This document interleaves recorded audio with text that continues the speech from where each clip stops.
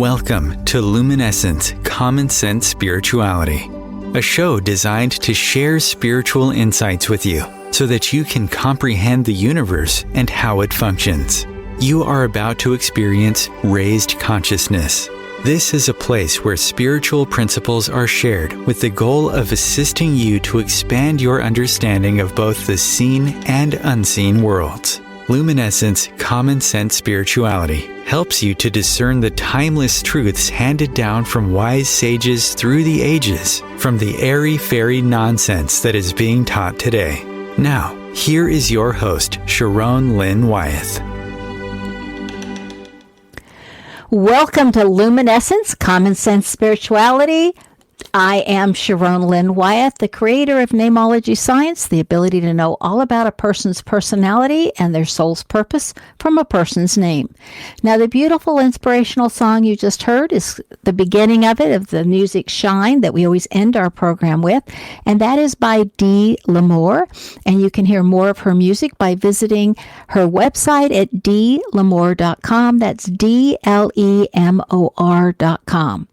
Now, our topic today is liberating your consciousness from identifying with your mind and body, so to be able to live beyond the body and the mind.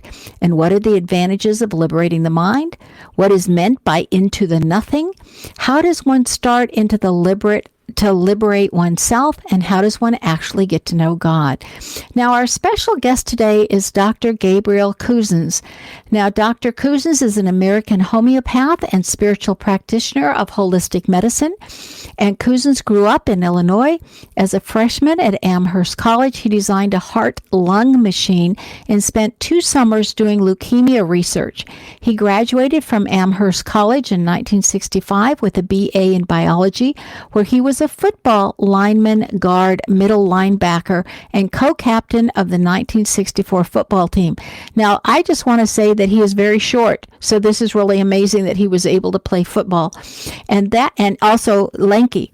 So that year, he received a National Football Foundation National Scholar Athlete Award. He earned his medical degree from Columbia Medical School in 1969, and he completed his residency in psychiatry in 1973.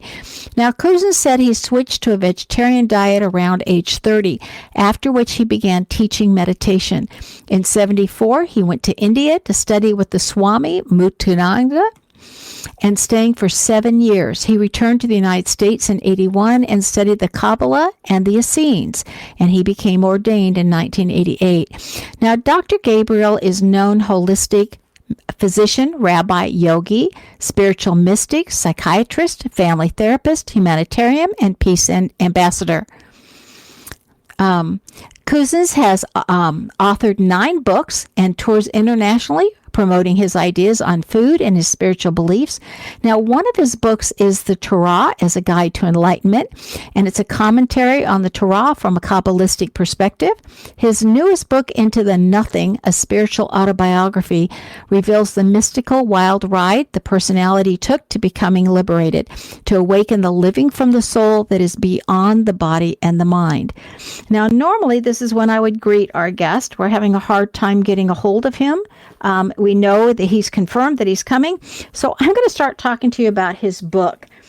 I have read his Into the Nothing, and it was very interesting for me, just the title that said Into the Nothing, because to me, if I think about going into the nothingness, and he mentions it in his book, it's where he feels like he goes when he meditates. And I look at it and I think we never have a nothing, because if we don't have purpose, then what reason is there for us to be here? You know, we don't graduate into nothingness. We graduate into higher senses of purpose.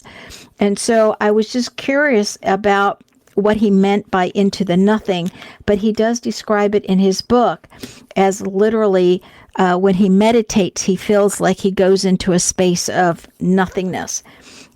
He has some great wisdom in this book. One is that he grew up with different things that would come to him, and he realized he was kind of going to be an outsider for how he was thinking, because as a teenager he was into spiritual thought, and he wasn't into sports so much, and he wasn't into girls, and he wasn't into partying or drinking or any of those things. And so he kind of felt like he was just the pleasant observer when he was a teenager. And so he had a lot going on internally. And so he, just kept that going, and he directed his energy as a child going inside instead of really coming out. And then he was talking about that he has 4 wheels to his Dharma cycle. And this is on just a second page. I'm going to page 57. I have notes all over everywhere for this. And anyway, he thinks that there's 4 parts of a karmic cycle. And in the karmic cycle, that some of it has to do with the human condition, but really it's the 4th cycle when you really start focusing on God and living with one foot in the spiritual world and one foot in the human world. And just a lot of what he's saying here is very interesting to me. One of his quotes that I just loved in his book, it says, "Karma and Dharma, good or bad, are only created if one is attached to the results." And I thought that was very interesting, because how often are we attached to the outcome instead of saying, I'm going to do my best, and then believing that God's going to do the rest, and that whatever happens is in your own highest best interest, even if it's not exactly what you thought you wanted to have happen, but just trusting that when you're doing your best, God does the rest. And from what Dr. Cousens is saying in his book is that when we are attached to an outcome, so therefore we can get emotionally attached and we can get upset or joyous, doesn't matter, from the outcome of what happens, that's when we are creating karma or dharma.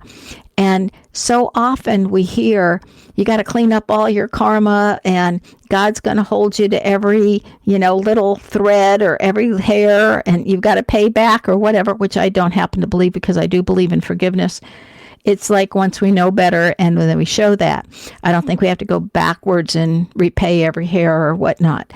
But he was saying that interesting thing is that only when we are attached to the results do we create karma, or do we spend our dharma. So I thought that was very interesting. And then he has a whole section in his book about perfectionism. And I know that in J.J. Dewey's series of books, he talks about relative perfection. When is good enough? And in Dr. Cousens' book, he says, when you let go of the ego's perception of perfection, then life is actually as perfect as it's going to get, because you know that from a soul's perspective, that everything that comes to you is in your highest and best good, or it would not be coming to you. And I thought that was interesting, because I say it a little differently, but very similarly, as I look at different things in my life and I go, and where's the silver lining to this? And other things will happen and I'll go, we need the silver lining. And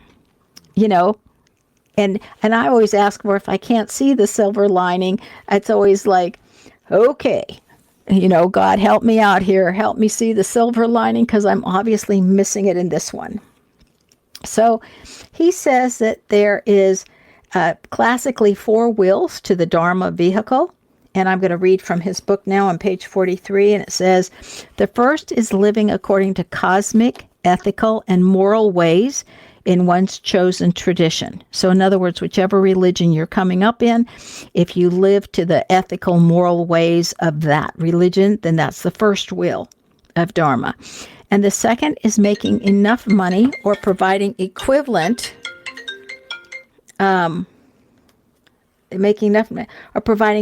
services and resources to support one's spiritual life. The third is one's specific dharmic mission or missions according to the time space of one's life cycle dharma. It often includes carrying out a particular life work and a way of living that elevates one spiritually. But the fourth and most important is to know God in the form of God merging or liberation. And what was happening for me was more active but subtle introduction to this highest dharma. and the other wheels of Dharma, which specifically guided the direction of his life's work. So he says, when one experiences the nectar and bliss of the divine within one's life work, it is a strong hint that it is indeed one's life dharma and the cosmic picture at that point in time. So in other words, it looks like when you really enjoy what you're doing and you get great pleasure out of doing something, that is a way of deciding that this is your life's work and it is appropriate to what you ought to be doing at this point in time. That's kind of like I loved being in the classroom. I loved interacting with kids. When I became an administrator, I enjoyed interacting more with the parents and the teachers and planning things and structuring things so that everybody could grow and benefit and have a good time while they were doing it. So I knew that was appropriate at that time. And now I will tell you, I love giving name readings. I think it is so exciting for the information that's in a name. But I would wish that for everybody, just like Dr. Cousens says, when you experience the nectar and bliss of the divine within one's life's works. And I think we all want that in a way. When I think that people are, having a hard time at work or they don't like their jobs, I know that security is important, but I always trusted the universe to support me. And if I didn't like what was going on in a school, like let's say we got a new principal and I didn't like the new rules, or they started changing the rules, like when we went to Common Core, which as a professional, I didn't like Common Core for math. Anytime they changed something and I really didn't like it, and I was like, oh no, I'm not working underneath these conditions, I would up and quit and then just pray that I would have a job again before the next school year, considering I was a single parent. And I thought, oh, we need to do this. But I always did. And I always trusted that I would, and everything would be fine. And they always say it's easiest to get another job while you still have one, which is a rule that I never followed. I always quit first and said, don't like this anymore. And then I go somewhere else. And so, anyway, it was literally something that I just trusted the universe in to always guide me. And I think that sometimes when we live on that kind of the edge and it's sink or fail, and we just trust in the universe to support us, that ledge comes out that we end up stepping out on. So I have a note here from my producer, and he literally is saying, what's the point of Common Core? In my professional opinion, it is to dummy us down and not cause us to think anymore for ourselves. But I'm sure that they have a different reason, but that was what I felt it was, and that's why I didn't like it. Then, I have different guests on to give you different opinions at different times. So I think that's really important to have different opinions. And one of the questions that I've asked is, a recent guest was, do we create our own reality or do we co-create? And very emphatically, that guest said, no, we're creating all of it. And yet there's a part of me that says, I would not have consciously or subconsciously created some of the things that have happened in my life. I could co-create saying, hey, if that's how it falls out and that's in my best interest, oh well, here we go. But I would not on any level have created it that way and for how it showed up. And I thought that's okay. It's okay to have different understanding and difference of opinions. And mine's always flexible because if there's enough evidence in a different way, then I would be able to know that. So one of the things that Dr. Cousens says is we do not create our own reality, but align with the reality of our already unfolding destiny. And Dr. Gabriel Cousens, welcome to the room. I'm so glad we got a hold of you. I'm really glad, too. There was a little bit of full moon energy, and my system took me 20 minutes to get here, but I'm here.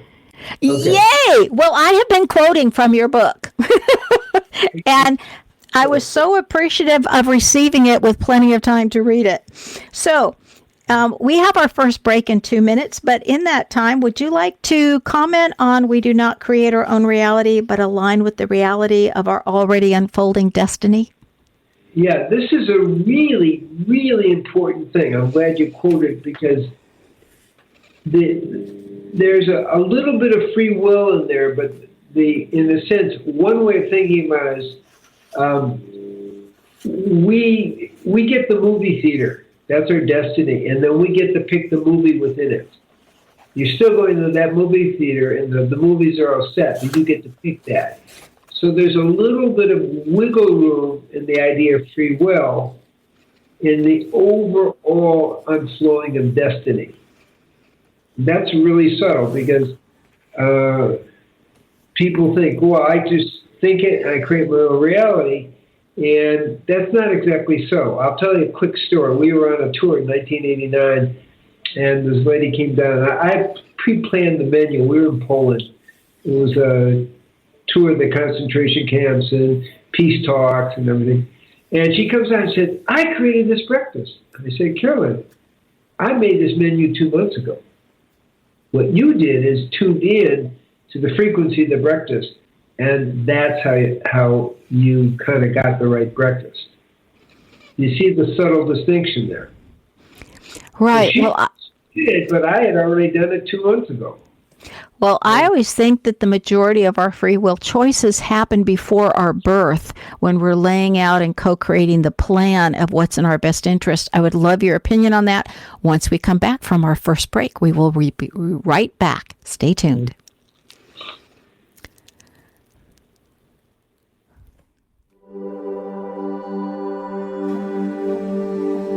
Your conscious connection to a more mindful world. OMTimes Radio. IOM-FM. OMTimes Magazine is one of the leading online content providers of positivity, wellness, and personal empowerment. A philanthropic organization, their net proceeds are funneled to support worldwide charity initiatives via Humanity Healing International. Through their commitment to creating community and providing conscious content, they aspire to uplift humanity on a global scale. OMTimes, co-creating a more conscious lifestyle. I'm Kathy Williams, host of Sexy Mom Abundant Life radio show on Thursdays at 5 p.m. Eastern, 2 p.m. Pacific. On the show, we explore living abundantly in every area of your life. Ways to let go of limiting patterns and beliefs, and to step into the flow of creativity and possibility, knowing you are supported by the universe. Mark Twain said the two most important days in your life are the day you were born and the day you find out why. The why is hidden in your name. Sharon Lynn Wyeth has created a scientific way of deciphering your name to reveal your contract for this lifetime. And your name even specifies the 7 areas that are subsets of your soul's overall goal. Your name identifies who you are to both yourself and others. What does your name say about you? Contact Sharon Lynn Wyeth at info@knowthename.com for your stunning name review. These are the sounds of a dinner that almost didn't happen. A dinner now served, thanks to people like you. Due to COVID-19, 17 million more Americans may face hunger. Feeding America is helping our neighbors in need. And if you're able, you can too. Donations are being accepted at feedingamerica.org/coronavirus. Brought to you by the Ad Council and Feeding America, 200 food banks strong.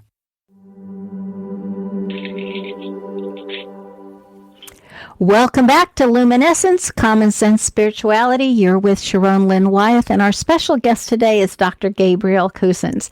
Now, right before the break, we were talking about free will choice and what that has to do with co-creating. So, Dr. Gabriel, what would you like to add to that? Well, you asked the question is, what happens before? You mentioned before we're born.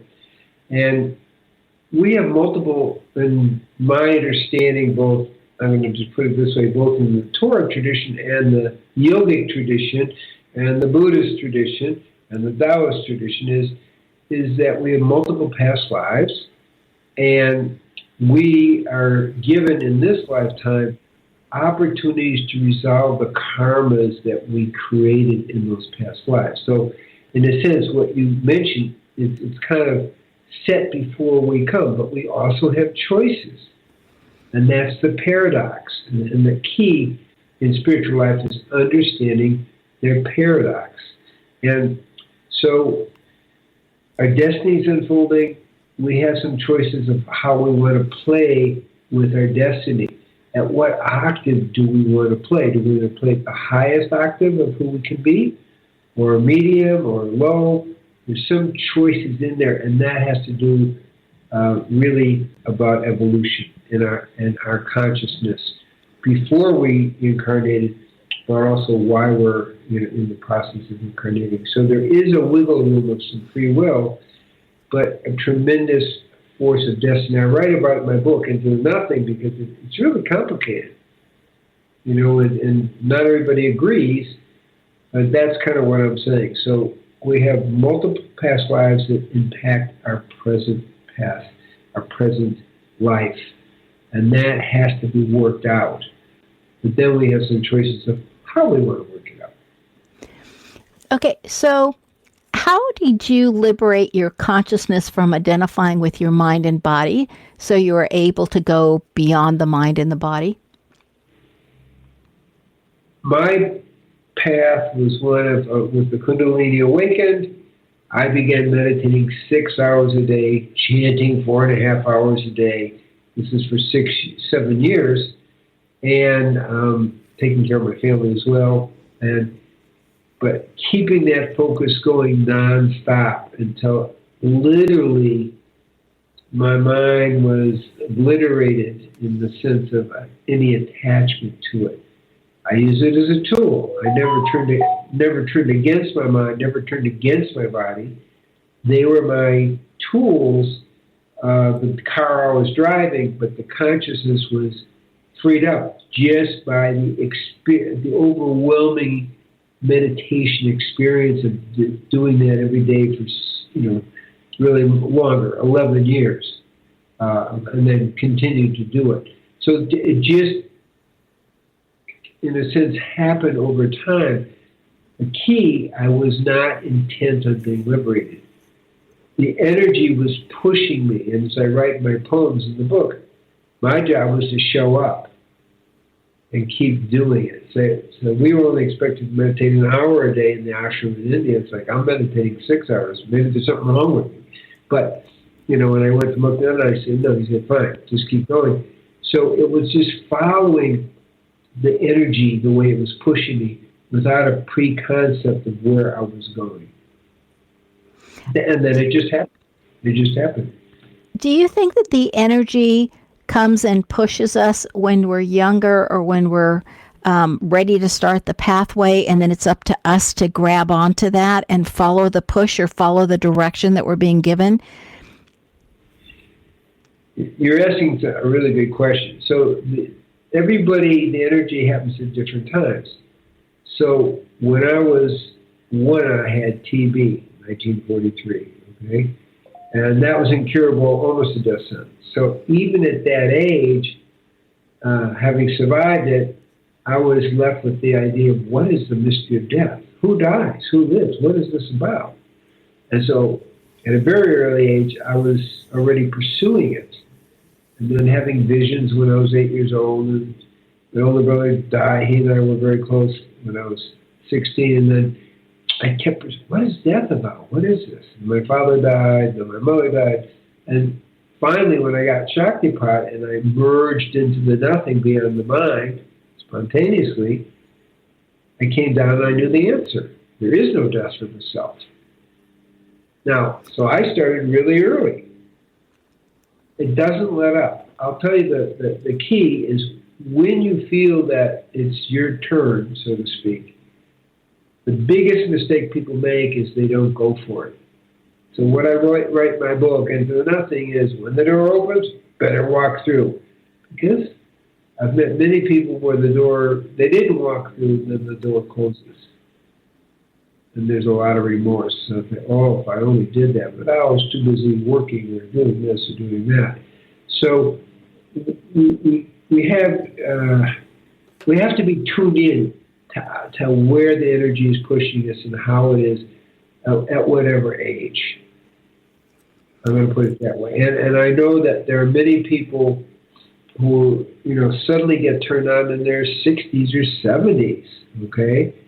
And they do it. I had one client who was 93 years old, and she got turned on. She got awakened, and the energy was pushing. Because the energy is bigger than this lifetime.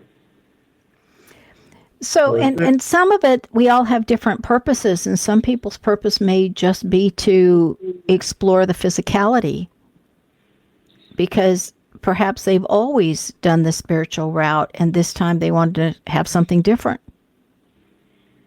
Well, that's a possibility. So in my world, there's 5 levels of soul. And what I teach, having experienced all 5 levels, is that we need to energize all 5 levels. What are the 5 levels? The physical body, as you mentioned, kind of the breath of God in us, and then the astral plane body, and then the pure mind or intellect, and then a part of us that connects to all the souls on the planet, the oversoul. And then finally, the direct hardwire into God. And my feeling about it is we want to activate all levels of those.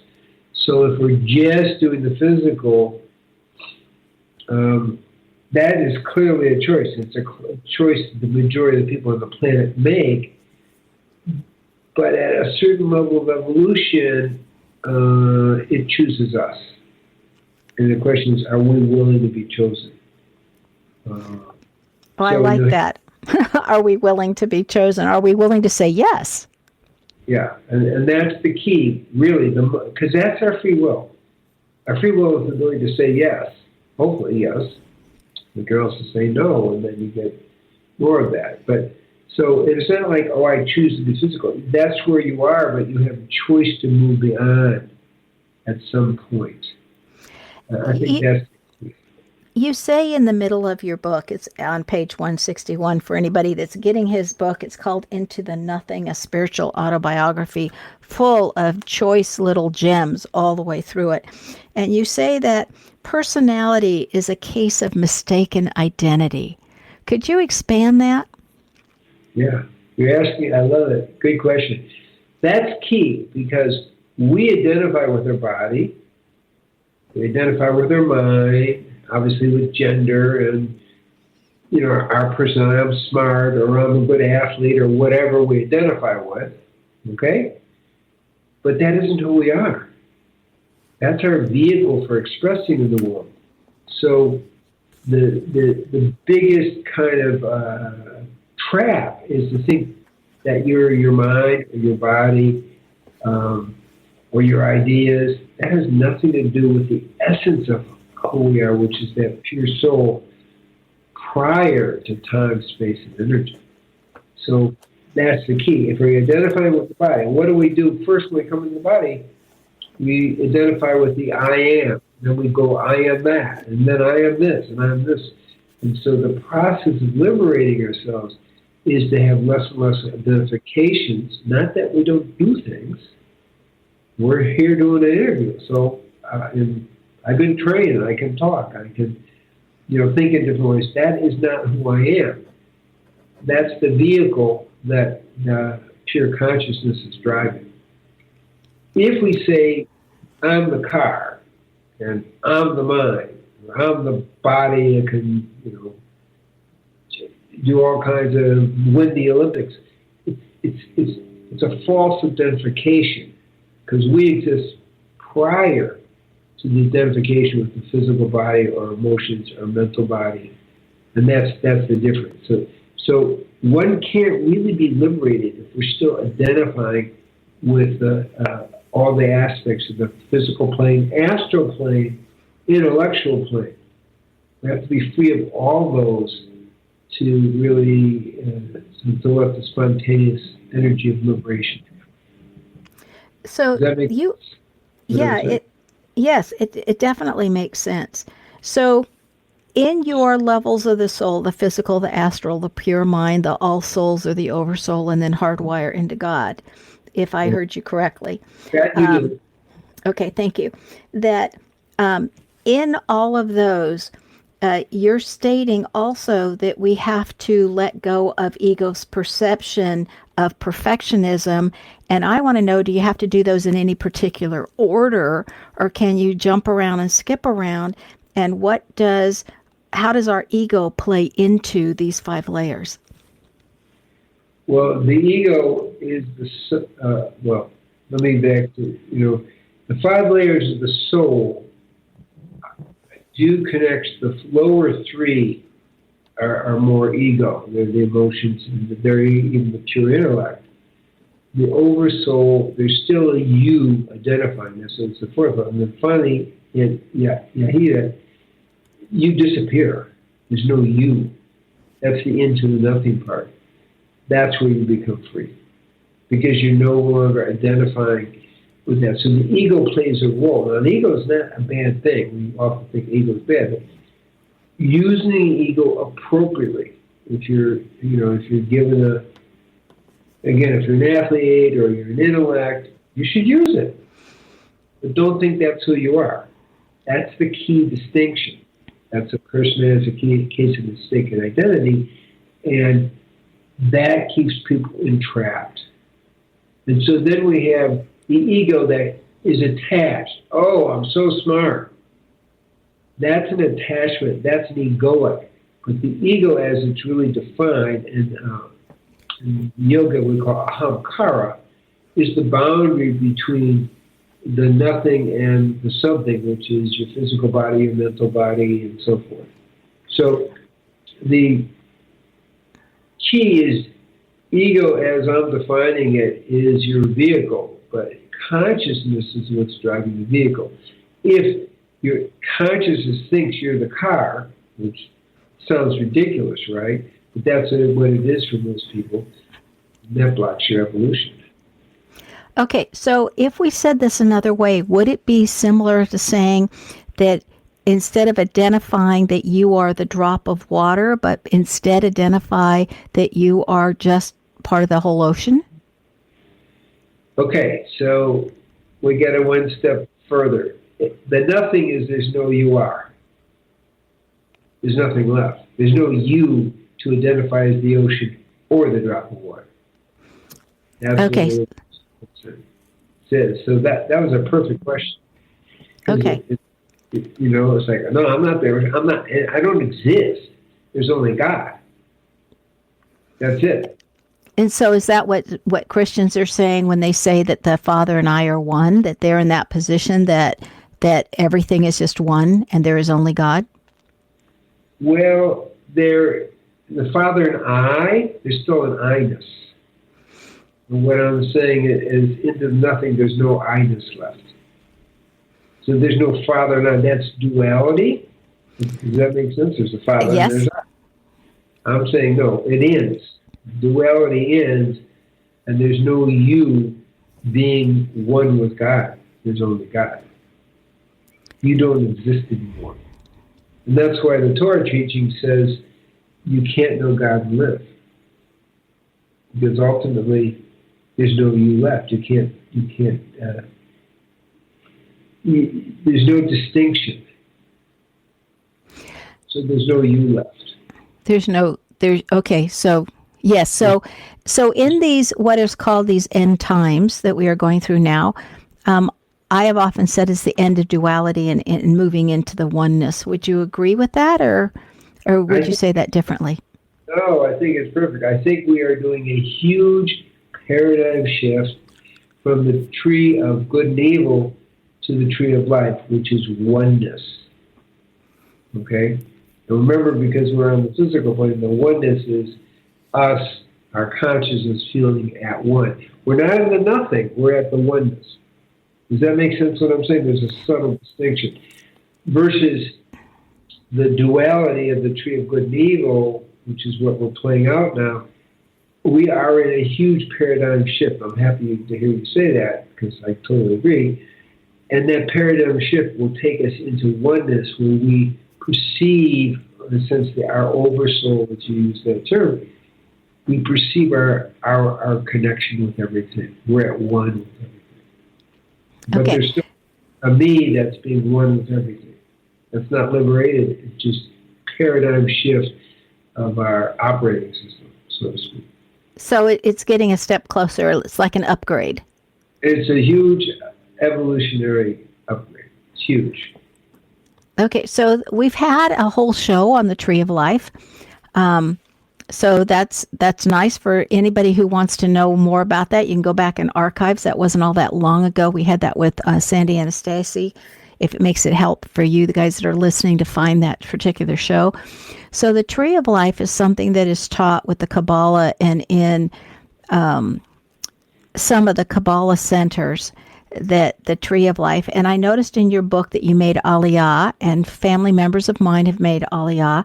So would you explain what that is for people that don't know? Aliyah? Uh-huh. Or the Tree of Life? Aliyah, okay. It's called the stepping up. Now, I've actually been coming since 1967 to Israel. We took our honeymoon then after the war. But I took my own initiation. I recently made Aliyah, but we actually did it in 2007. But what I did, because there's no ceremony for the stepping up, is I found a half cave overlooking the Dead Sea, and I stayed there for 72 hours without food and water. As kind of my Native American style of doing things. And on the second night, suddenly I'm hearing goats and cattle and sheep. And it's like, what? There's no goats and cattle and sheep here. What's going on? And Abraham appeared and initiated me into the spiritual warriorship, but also he is a person that lived with all four walls of his tent open. In other words, the kind of cosmic love. So there was a stepping up energetically and spiritually of being open, and the transmission of energy from the astral plane of Abraham, because he actually physically did appear, and he transmitted that awareness, and also the energy of spiritual worship, which is partly associated with it. So that's a real stepping up. I'd like to switch the topic a little bit, because your book really talks about food and the importance of food. And I have always questioned ever since college, because my best friend was a vegan in her choice of eating. And one of the things she would always say is, she'd look at me and she'd go, how can you expect to put dead meat into your body and have it create life? You're eating to give yourself life, so why aren't you eating foods that are alive? And so I went vegetarian, and then I'm a pescatarian now, I would say. So, but you have a lot of emphasis on food, and would you talk with us on you have a culture of death, and you relate that to meat eating, and how important it is to eat in a particular way. Why would people want to do that? Okay, so the first principle is you can't eat your way to God. There's a lot of people, if I follow a diet, it's going to make me liberated. You can't eat your way to God. So what can you do? You could purify your body such that the spiritual energy can move through most powerfully. So when I was initiated by Swami Muktananda, he gave me some assignments, and one of them, because I'm also a trained psychiatrist, was when people had trouble with the Kundalini energy and they got out of balance, they got sent to me. And we're talking thousands of people that I was involved in this traveling ashram. And what I began to discover is people begin to self-medicate by eating meat. Now, why? I'm thinking, why are they doing that? And then as they begin to study it, we have 72,000 nadis, or energy channels, with three main ones: Ida, Pingala, and Sushumna, the central 3 channels, which actually are similar to the tree of life in that way. Okay, so here's what I finally understood is why are people eating meat? And it's because it slows down the energy of the Kundalini. Because I'm interviewing people, like, why are you doing that? And it's like, that's not the diet. And then, no, I'm doing it because the energy's too much for me. I have to slow it down so I can handle it. So that was a huge clue to me about it, okay? Therapeutically, but also, now I understand the importance of eating lower on the food chain. Now, there's lots of other reasons to eat lower on the food chain, but you mentioned the idea of death. And my other spiritual teacher, Swami Muktananda, used to teach, when you kill an animal, you create pain, fear, and misery. Now, when you eat it, you're taking the pain, the energy of pain, fear, and misery into you, and that creates kind of more agitation in your mind, and you're taking on victim consciousness, because that's what the animals do at the time it's killed. So that's another level of the spiritual energy. I can make a strong thing as I have a book called There's a Cure for Diabetes, and it's how to heal it naturally with diet. And we know people eating meat have 35 to 50% more rate of diabetes. But that's not the spiritual question. The spiritual question is really taking the energy of death. It goes into all the layers. And so we have the physical body, we have the subtle body where the Kundalini flows, in 2009, it definitely clogs that. We have how it affects the mind and your thought form. So there's a term in yoga called yoga shruti vritti nirodha, which is yoga is stalling the activities of the mind. So if you're taking pain, misery, agitation, fear, you're going to activate the mind. You're not going to quiet the mind. So by eating lower on the food chain, you're not taking in that active astral plane, fear, misery of the animal. So that's another layer of it. And then, as I said, for the spirit flow of the Kundalini, it does act as a sludge to the Kundalini. So those are all the different levels of that. Now, some people say, oh, wow, but, I'm going to get weak, out of balance. So one of the key things about it is we have to eat according to our constitution. Some people need more protein. Other people need less protein. Ranges between 35 to 70 grams of protein a day. One person doesn't need much protein, so I'm down to maybe 10% of my diet is protein. So we have to individualize, but the idea is how do you eat in a way that best supports all levels of your energy and all levels of your consciousness. So using that as a criteria, then it leads you to what's the optimum diet. And generally what I have found, looking at it, studying it in a variety of ways, is at least 80% live food, because when you cook food, you use 50% of the protein, 60-70% of the vitamins and minerals, 95% of the phytonutrients, and you seriously drop the energy. If somebody's having a hard time sleeping, do you think changing the diet would assist them in sleeping better? The answer is yes, but you have to change it according to their constitution. So I wouldn't tell you, hey, if you're having trouble sleeping, you should go live food and should be vegan. I wouldn't say that. I may say to them, besides taking some amino acids like tryptophan, is let's take a look at how you're eating, and is it adding or is it depleting you, and is it calming your mind, is it agitating your mind, and then I would move towards calming their system and prescribing a diet that was going to calm their system. And it would be different for other different people. Okay, I want to switch topic again. Page 78 in your book, you have protection from entity invasions. So, there's so much right now with light and dark or whatever.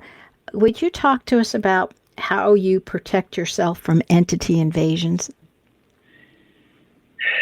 So I'm actually trained in all that since the 1970s. So I'm in India. My 5-year-old daughter, every time we go past a field in the ashram, starts crying. Like, this is going on for, probably a week. I was like, what is going on? So I go to Muktananda, and I said, well, this is the problem. He said, well, that's because there's a demon in the field. And I'm going to tell you to go out into the field. Here's the kind of mantras and prayers you do, and banish the demon. And I'm thinking, are you kidding me? Go out in the field? Okay. So of course I did it because, and from that point on, I learned how to do that. Okay. So now, let me get to your question, because obviously if you know how to do that, you have some exposure. I do entity removal a fair amount. Okay. Yes, and my daughter never got upset again. She was fine. She's 5. She's just sensitive to everything, and it was gone. So there's a reality here. Okay, if there's a reality, then I have to learn how to deal with it. So what I do is I surround myself with light in the morning, also with the 4 archangels. So it's creating a balance there. I also found that when people had hypoglycemia, which is imbalanced blood sugar, but actually it's an imbalance of the chakra systems, the pancreas, the adrenals, the liver, the thyroid, the pineal pituitary. So it's an imbalance. You become vulnerable to entity invasion.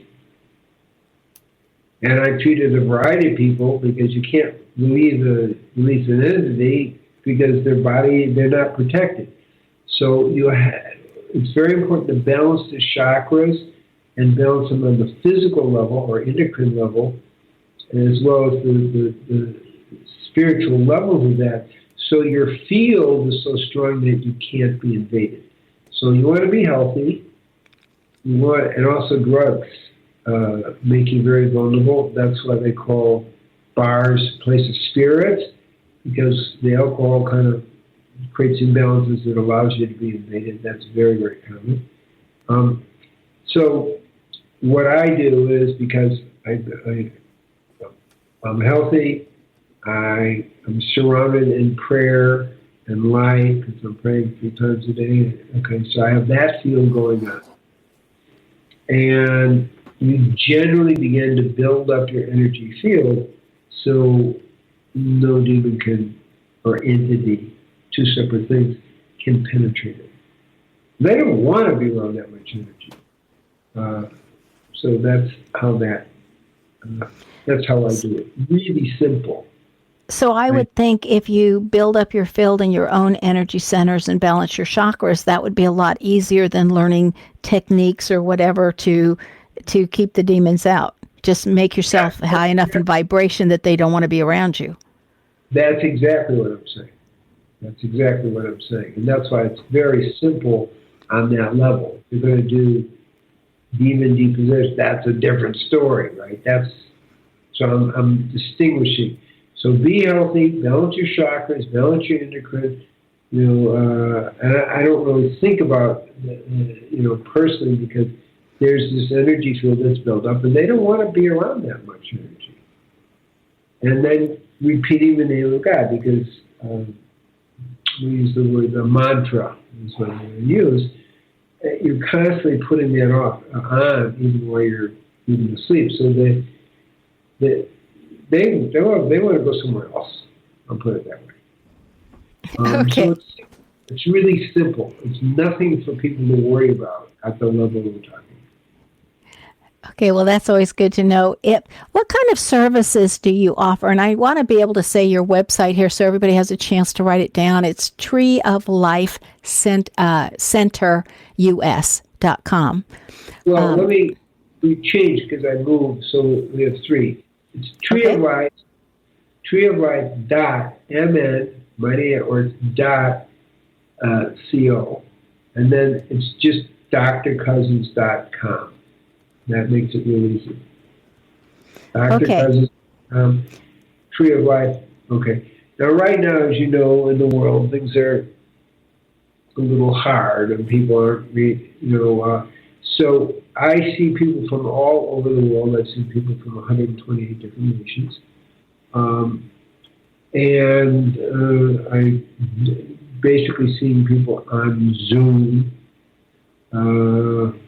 continuing to work that way, and that seems to work pretty well. So what would be a session with you like? And we're running out of time. This has gone so very quickly. So what would very quickly and briefly, what would a session with you, how do you start? What would somebody expect if they came to see you? Well, I always start with prayer, and then I try to see what's going on. Now, when I say see what's going on, I usually have 2.5 hours with the person. Because by the time you reach me, you've already been to a bunch of doctors, and there's mysteries. So I look at the physical, emotional, mental, and spiritual levels, and I interview people, that's why it's 2.5 hours, to try to sort out what's primary, what's secondary. And then I develop a program. And the program may be, not just nutritional, but maybe meditating, maybe that they need to do breathing, pranayama, maybe they need to do more exercise. There's a variety of, I don't do it the same with them. It's very individualized, is what I'm saying. So whatever they're needed to bring them back into health, in other words.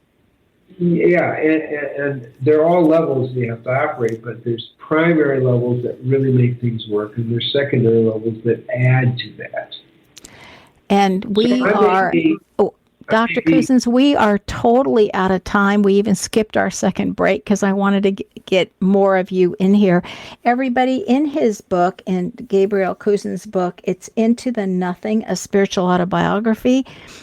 He makes some wonderful points about earning your soulmate, which is a different way of looking at it than I've looked at it before. He talks about a conscious divorce, what we've also heard of as uncoupling divorce or whatever. There's so many wonderful ideas in this book that I would suggest all of you get it. It's Into the Nothing, a Spiritual Autobiography. Again, how to contact him and the name of his book and everything else, and his biography is all on my website, knowthename.com, under the schedule page with today's date. And Dr. Cousens, I want to thank you for coming with us. It was just absolutely delightful. And everybody, as you know, we always end our show with the music, The Shine, and that will start right now, and we will be back next week. Thanks for tuning in. This is Sharon Lynn Wyeth signing off. Sharon, thank you.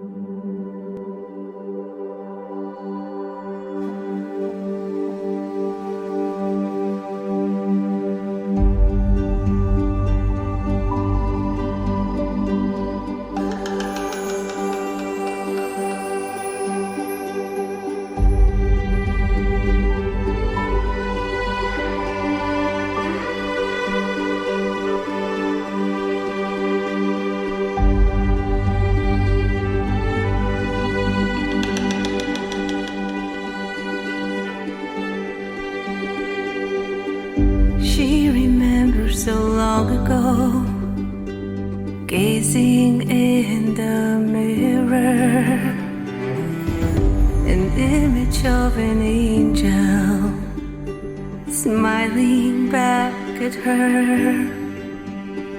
No wounds or imperfections, just beauty and its glow. Her laughter and her heart, a reflection of her soul. And I want to shine like the sun and smile to stop the rain. And I want to dance with the wind and believe in dreams again.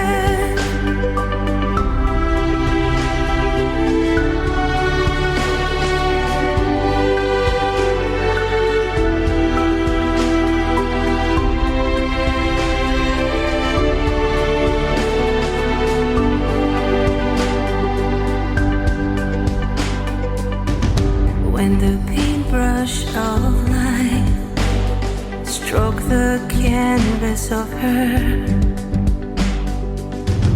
The light slightly dimmed, her reflection unseen, and all that she knew, and all that would be, it vanished like the sun rays on a shimmering